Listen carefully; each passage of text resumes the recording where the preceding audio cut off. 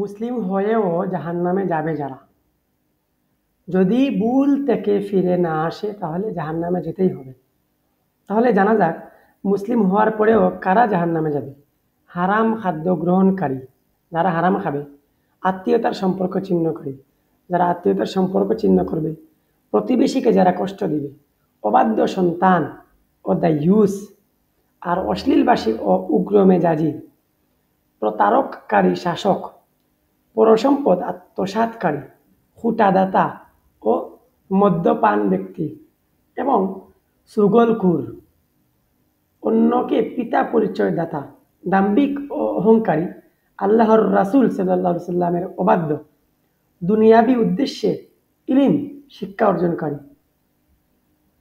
এবং অকারণে তালাক আকাঙ্ক্ষী নারী, কালো কলপ ব্যবহারকারী এবং লৌকিকতা প্রদর্শনকারী আর ওয়ারিশকে বঞ্চিতকারী, তারাই জাহান্নামে যাবে।